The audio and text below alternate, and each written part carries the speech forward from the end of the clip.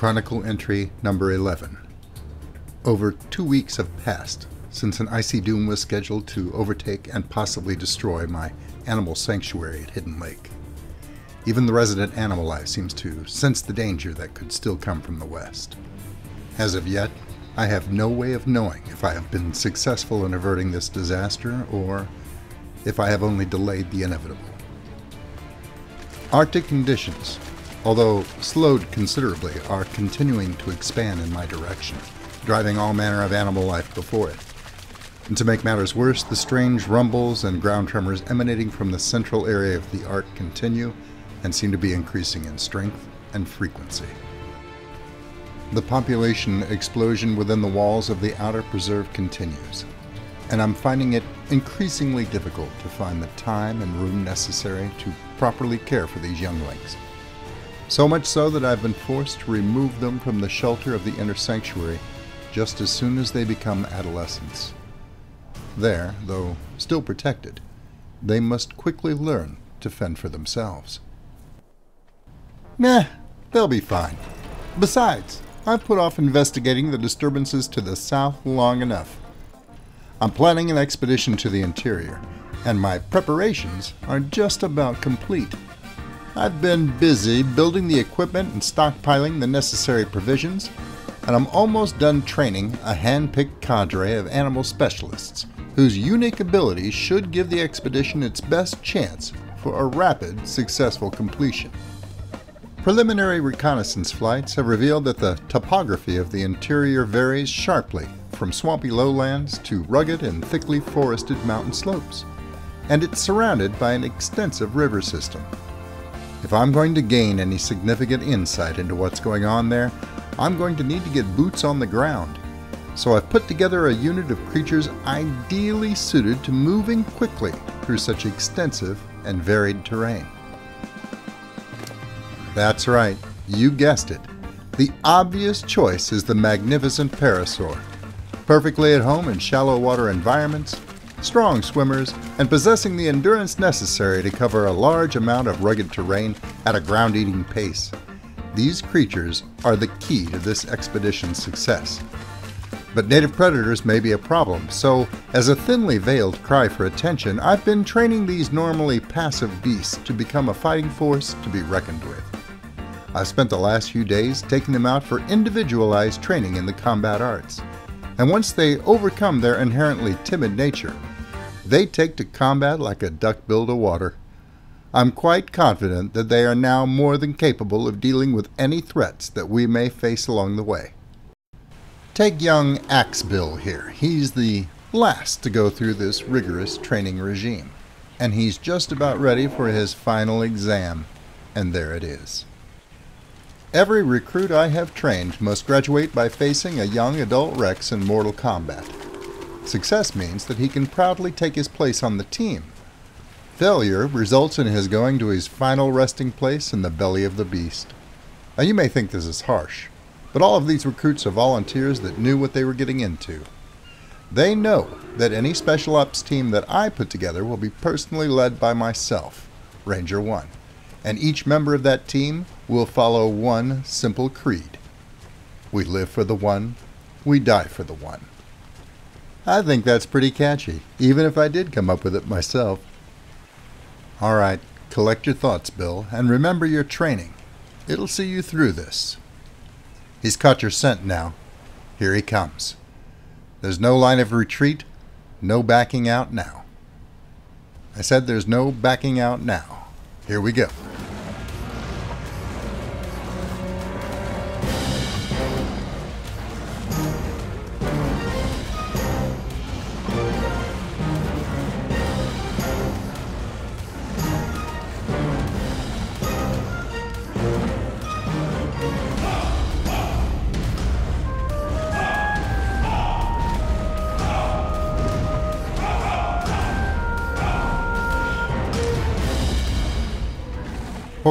Okay. Calm down, big fella. You've done it. And you've done it with style. You've earned your place on the team, and your mother, had she survived this training, would have been proud. Unfortunately, not every volunteer for this mission could be accepted, I had to physically restrain Dino Croc to keep him from going. While he'd have been a tremendous asset in the swampy areas, he just wouldn't have been able to navigate the rocky, forested mountain slopes we were likely to travel through as well. I'm going to take a moment to let him down just as gently as I possibly can. Dino Croc, I appreciate your heart, but you can't come with us this time. I need boots on the ground, and if you came with us, that's just how you'd end up, as boots on the ground. Possibly a stylish handbag. Bye-bye. There. That ought to do it. It was important that I be tactful with him, considering the fate of his father, Gucci. When you think of an expedition to establish a foothold in new and largely uncharted territory, you often picture a caravan of heavily laden vehicles or creatures traveling slowly through exotic and dangerous lands. And in this case, you'd be exactly right. I need to take with me a large amount of heavy equipment and the supplies necessary to create this forward observation point, and to secure it against threat so that it can become a proper jumping-off point for my teams that will be penetrating into the interior. To that end, I've been equipping some of my most experienced heavy movers to make the trip. Cupid here will form the stable center of the expedition. He's been outfitted to provide portable power for lighting. However, other than that, his rig has purposefully been left light so as to allow plenty of room for hauling raw materials and supplies. I have to say, this steam-driven generator is a blessing. It's so incredibly efficient. All you need to do is set it up to catch rainwater, and they provide steady, nearly limitless electricity. What's that? How do I provide the heat necessary to turn the water into steam, you ask? Well, with the electricity from the generator, of course. Duh. Why do people always overlook the obvious solution? Bringing up the rear will be the still strong Sarah. This wise old girl has been with me for a very long time, and I can count on her not to panic if the caravan is attacked from behind, as other, less experienced Parasaurs might. She is also well known and trusted by the other animals in the sanctuary, which makes sense. In addition to my own humble efforts, she has acted as a surrogate mother to many of them.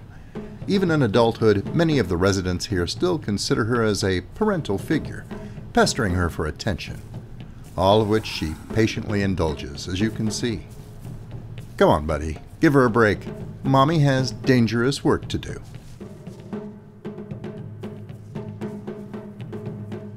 The mainstay of this group is Sinclair, Cupid's father. He's a battle-scarred veteran possessing immense physical power, who survived and kept his herd alive for months during the turbulent transition of Death Island into the Paradise Island nature habitat. In addition to a heavy load of supplies, he's also outfitted with a Jenny and lighting, fully operational cooking and refrigeration equipment necessary to make the trip in a civilized manner, and the defensive weaponry I felt critical for the safe completion of our journey. Taking the lead will be my personal mount, Pathfinder. One of the swifter mounts in the sanctuary, he has a keen eye for picking out the best path in difficult terrain, as well as the bulk to bulldoze a path through if necessary. Both essential abilities for the leader of a caravan such as this, and it doesn't hurt that he has the raw speed to scout ahead effectively, as well as back and forth along the caravan line checking for stragglers. Last, but certainly not least, I'm bringing along Silverado to provide aerial recon, as well as search and rescue capability if it comes to that, and also provide speedy transport back to the sanctuary when needed. This caravan is now formed up and ready to head out into the great unknown. All that remains is to mount up on Pathfinder and head across the preserve to the southern river gate. Look, sweetie, stop pestering Sarah. There'll be time enough to play piggyback when we return.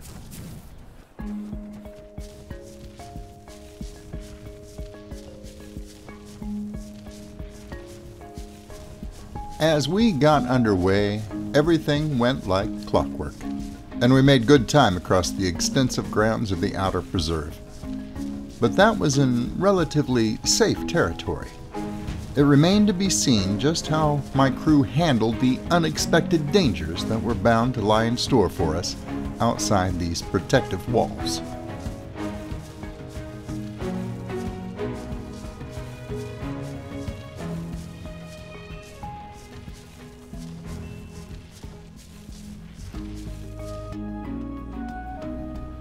Soon enough, we reached the river gate.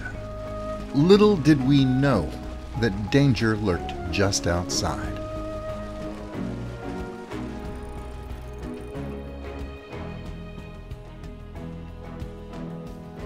The moment the gates opened, Pathfinder hesitated, and I realized instantly that he sensed a large predator nearby.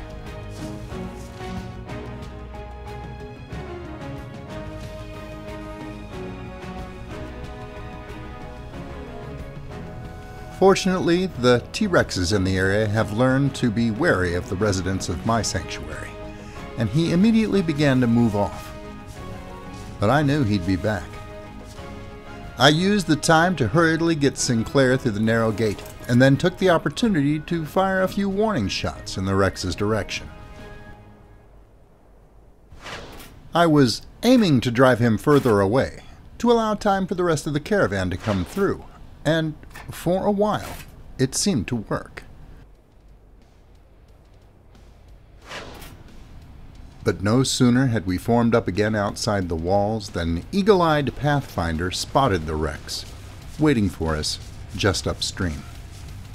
We tried to move past on the other side, but the temptation proved to be too much for this aggressive male, and he savagely attacked Pathfinder. The first battle of our journey was on.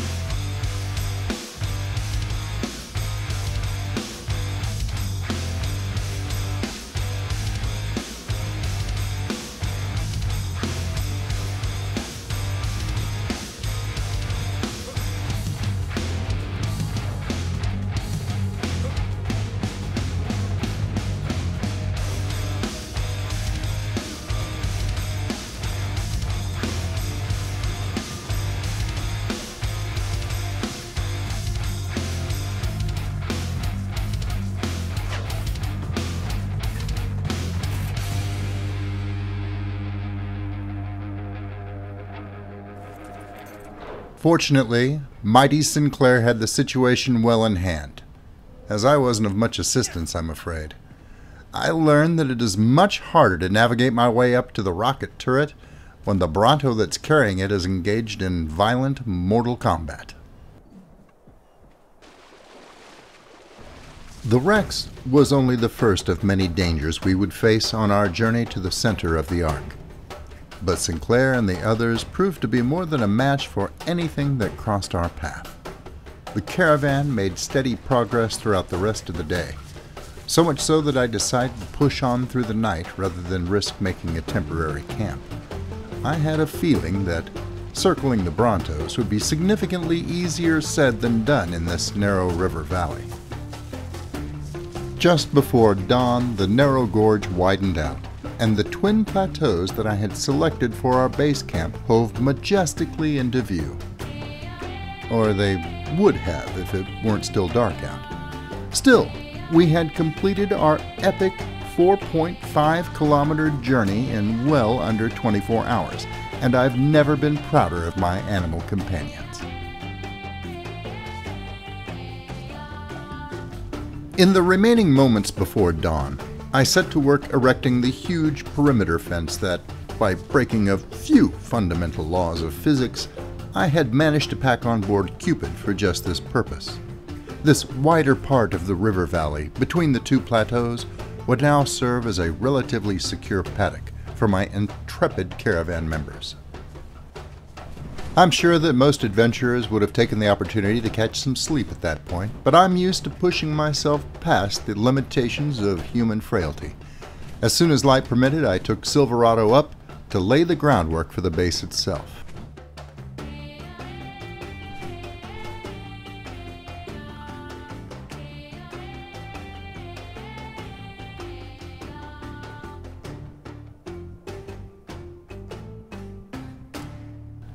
The southern plateau offered a magnificent view of the central landmass of the ARK and would serve as an outstanding location to place my scientific instruments, as well as serve as an overly dramatic and completely unnecessary jumping-off point for my Parasaur scouts.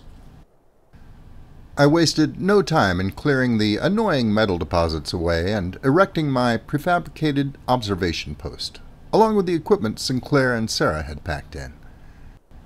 At that point, all that remained was to fly back to the sanctuary and use ARK Force 2 to begin the process of airlifting in the troops necessary for the operation that would hopefully make all of these preparations worthwhile.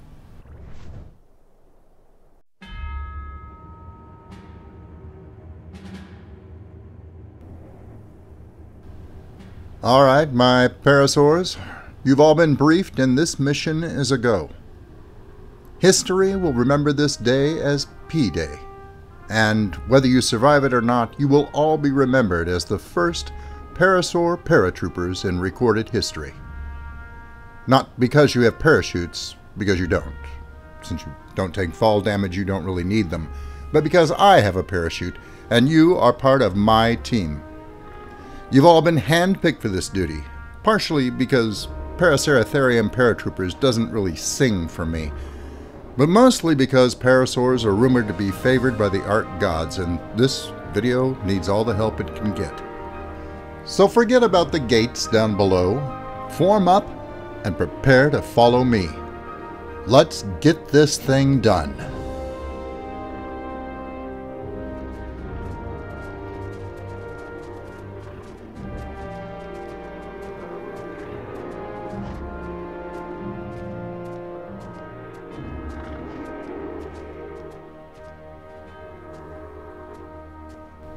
They were magnificent, stepping forward without any sign of fear or, for that matter, comprehension of what they were about to do. They followed me to the edge of the precipice and prepared to jump. And as I leapt over the edge, I reminded them of exactly what we were doing this for.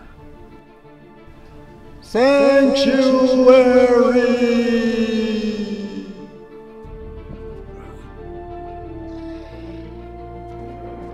Well, we lost a few on the jump, but I suppose that was to be expected. We chalked it up to acceptable losses and started our journey into the dark heart of the ARK.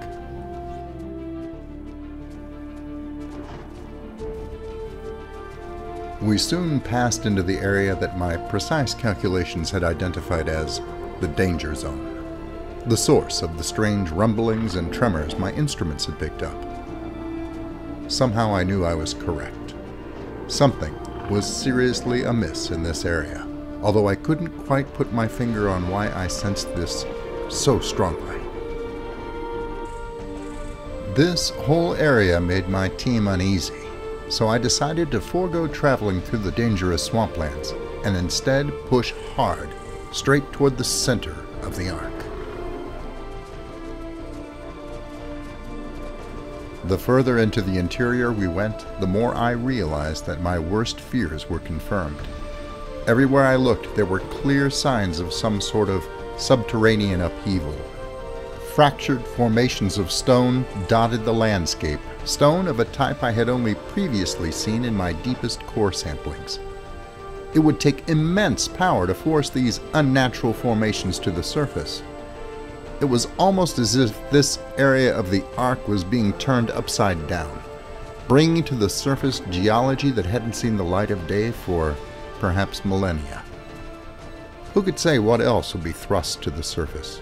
I had long suspected there was an extensive underground cave system somewhere far below my feet, possibly containing an entirely new ecosystem, or perhaps one that was impossibly old, buried long ago. I had no way of knowing for sure what all of this meant, so we continued on our mission to map and observe everything that we could in the entire area. Eventually, we completed our initial surveying of these troubled lands, and I have to say my Parasaur Paratroopers had my back every step of the way. I could not have done it without them. They kept their training firmly in mind at all times, and if any member of the team was in danger, they immediately moved in to assist, with no thought to their own personal safety.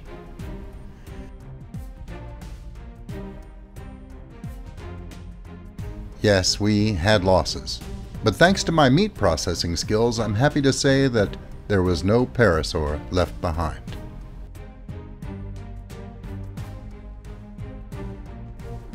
We eventually left the seismic chaos of the interior behind and made our way back to the relative safety and comfort of our observation post.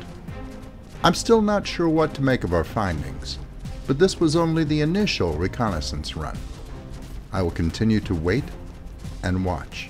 In truth, there's little else I can do until the forces that are in play reveal their true nature. But whatever the future may hold, my animal companions and I stand ready to deal with it.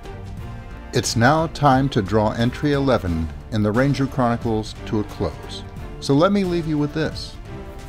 There is an old Russian saying that goes, "It is easier for the mare when a woman gets off the cart," which means,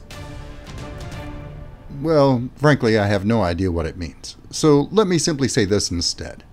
Until I see you again, good hunting. Thanks for watching. I hope you were entertained. If you liked the video, please remember to subscribe.